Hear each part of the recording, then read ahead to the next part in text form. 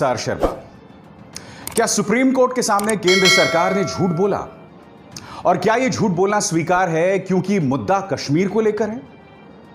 मैं आपको बताने वाला हूं कि यह जो गलत बयानी केंद्र सरकार ने सुप्रीम कोर्ट के सामने की है, जिसको लेकर मुझे ऐसा लगता है कि सुप्रीम कोर्ट को सुओ मोटो केंद्र सरकार पर अदालत की अवमानना का मामला शुरू करना चाहिए। वो मुद्दा क्या है, उसके क्या दूरगामी परिणाम होंगे, मैं आपको बताऊंगा। मगर मैं क्यों कह रहा हूं कि सुप्रीम कोर्ट के सामने केंद्र सरकार ने गलत बयानी की? केंद्र सरकार ने अपनी एक याचिका में कहा कि कांग्रेस नेता सैफुद्दीन सोज को घर में नजरबंद नहीं रखा गया है, और to quote the application by the government was never detained और पुट अंडर हाउस अरेस्ट, यानी कि ना उन्हें हाउस अरेस्ट में रखा गया और ना उन्हें नजरबंद रखा गया। अब मैं कुछ और नहीं, आपको एनडीटीवी की रिपोर्ट दिखाना चाहता हूं जिससे केंद्र सरकार के झूठ की पोल खुल जाती है। नजीर मसूदी की रिपोर्ट है, आप खुद देखिए। आप सुनिए, सुप्रीम कोर्ट के सामने सेंट्रल गवर्नमेंट ने, दिस गवर्नमेंट ने कहा सोचा फ्री हैं और वो कहीं भी जा सकते हैं, वो कभी गिरफ्तार नहीं थे, और इन पे लानतबारी इस पुलिस पर। मैं कहता हूं आपको, ये पुलिस स्टेट बन गई है, ये सिपाही मुझे रोक रहे हैं, आप ये देख रहे हैं मुझे, और ये सुप्रीम कोर्ट को बताइए। अगर प्रेस की फ्रीडम है, आप मेरी आवाज वहां ले लीजिए। सिपाही मुझे रोक रहे हैं और सुप्रीम कोर्ट के सामने सेंट्रल गवर्नमेंट और स्टेट गवर्नमेंट कहती है सोचा फ्री है। तो देखा, खुद सैफुद्दीन सोज को उनके घर छोड़ने की अनुमति नहीं है। बात यहां नहीं रुकती है। सैफुद्दीन सोज ने टेलीग्राफ को दिए गए इंटरव्यू में कहा है कि I tried to step out of my home at 5:30 today but I was turn back by the police. मैं अपने घर से शाम को 5:30 निकलने की कोशिश कर रहा था, मगर मुझे पुलिस ने वापस भेज दिया। आपको बाहर जाना अलाउड है? नहीं, सुप्रीम कोर्ट के सामने गवर्नमेंट ने कहा I am a free person, लेकिन यहाँ ये लोग नहीं मानते हैं। ये कहते हैं ऊपर से ऑर्डर है, अब मैं उसका क्या कर सकता हूँ? ये आप देखते हैं शहरी आज़ादी को क्या हो गया। I have decided to go to the court or whatever it is worth. Supreme court के सामने झूठ बोला जाता है, इसको आप तो हाईलाइट कर ही सकते हैं कि सुप्रीम कोर्ट के सामने इस गवर्नमेंट ने, उस गवर्नमेंट ने कहा कि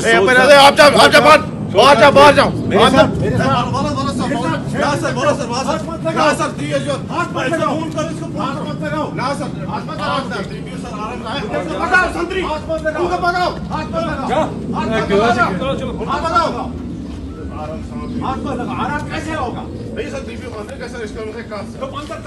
मेरा घर है। और मैं आपको यह बता दूं कि अभिषेक मनु सिंघवी, जो कि सैफुद्दीन सोज की नुमाइंदगी कर रहे थे अदालत में, उन्होंने क्या कहा है। अभिषेक मनु सिंघवी ने हैरत जताई है प्रशासन के रवैये पर। उन्होंने कहा है कि वरिष्ठ नेता पिछले काफी अरसे से अवैध तरीके से घर में नजरबंद किए गए हैं।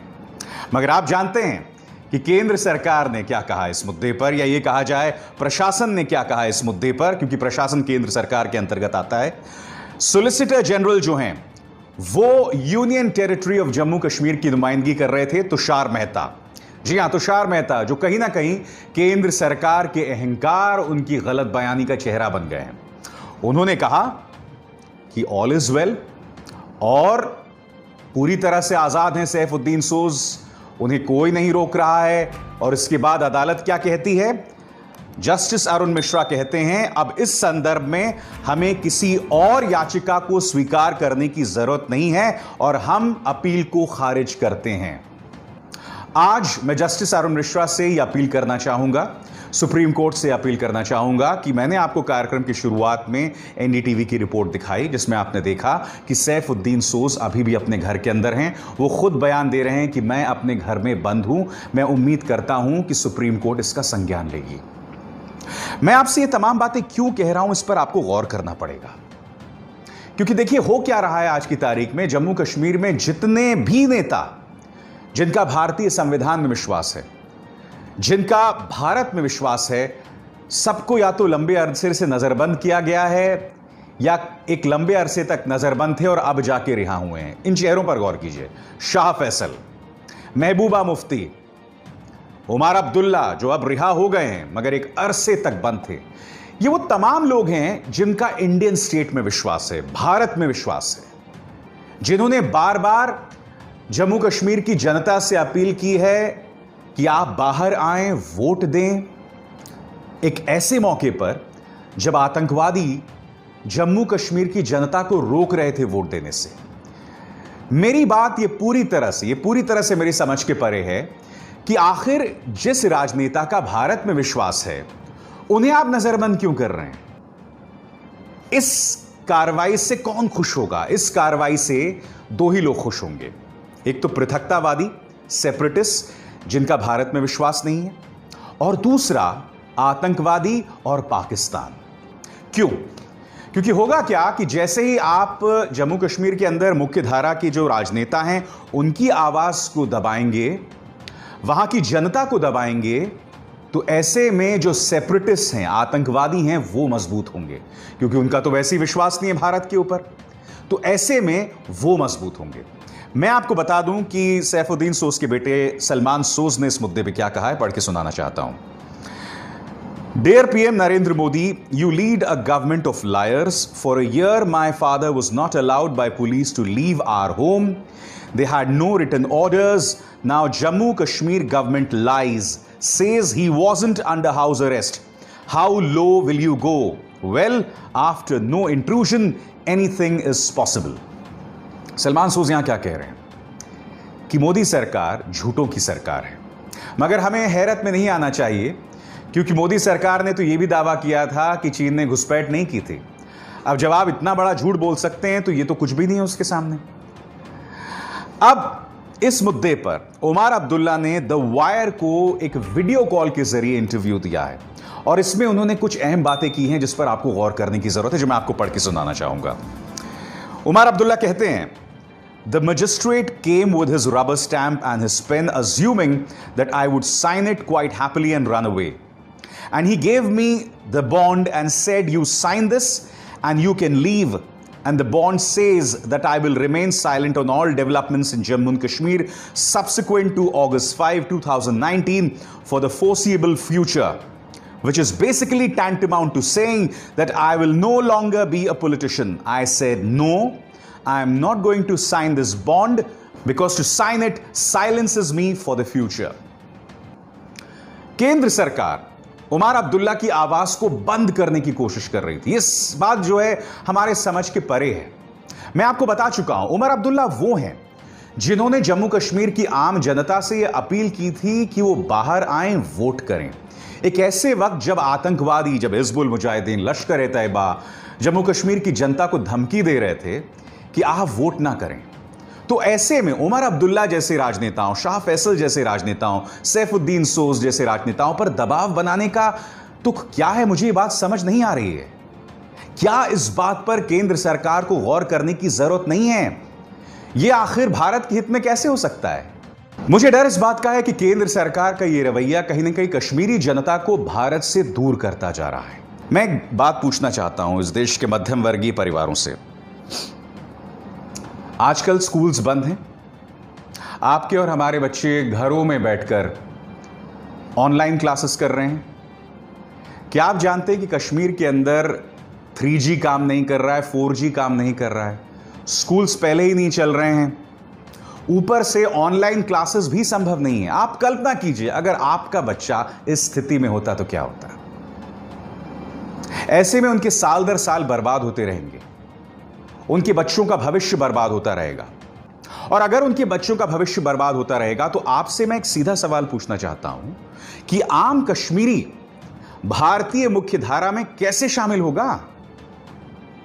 आप ना भूलें कि पूर्व प्रधानमंत्री अटल बिहारी वाजपेयी ने हीलिंग टच की बात की थी, और जब उन्होंने हीलिंग टच की बात की थी तो उन्होंने कश्मीरी को भारतीय मुख्यधारा में जोड़ने की बात कही थी, उसे तोड़ने की, उसे अलग करने की बात नहीं की थी।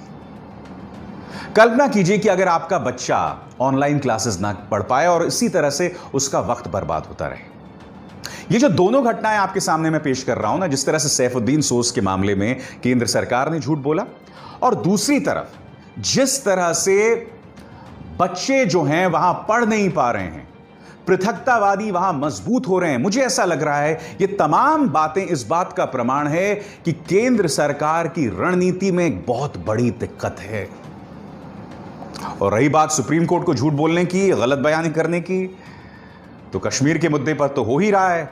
मगर जब कोरोना संकट के बाद जब मजदूर सड़क पर था तो केंद्र सरकार ने, भारतीय जनता पार्टी ने एक नहीं दो बार झूठ बोला। आज से कुछ दिनों पहले मैंने एक कार्यक्रम किया था, आइए इसकी एक छोटी सी झलक देखते हैं। याद है खबर आपको, जब मोदी सरकार ने सुप्रीम कोर्ट के सामने कहा था कि इस वक्त सड़क पर एक भी प्रवासी मजदूर नहीं है और हमने 23 लाख मजदूरों को मदद मुहैया कराई है। और आप जानते हैं कि यह सरासर झूठ था, क्योंकि सड़क पे न सिर्फ मजदूर चल रहा था बल्कि वो मर रहा था, उसके बच्चे मर रहे थे। ढेरों मिसालें सामने उभर कर आई थी। ये होते हैं गिद्ध जो अदालत के सामने झूठ बोलते हैं गरीब मजदूरों के नाम पर। जब इस लड़की ने इस साइकिल पर बैठकर अपने पिता को गुरुग्राम से बिहार तक पहुंचाया था, तब आपको शर्मिंदा होना चाहिए था। मगर आपके मंत्री रविशंकर प्रसाद, किरण रिजिजू, रामविलास पासवान, ये तमाम लोग कह रहे थे कि इसे साइकिलिंग फेडरेशन में इसे जगह दी जाए और साइकिलिंग प्रतियोगिता में इसे शामिल किया जाए। ये सोच होती है गिद्ध वाली सोच, और मैं आपको बताता हूं क्यों। क्योंकि उस लड़की ज्योति पासवान ने आपके मुंह पे करारा तमाचा मारा जब उसने आपके ऑफर को ठुकरा दिया था। उसने कहा कि मुझे पढ़ाई लिखाई करनी है।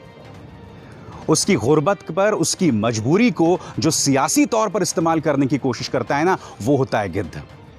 और कल एक बार फिर आपने ये प्रमाणित किया है कि आप गिद्ध हैं अदालत के सामने। क्योंकि अब तक आपके प्रवक्ता क्या कह रहे थे?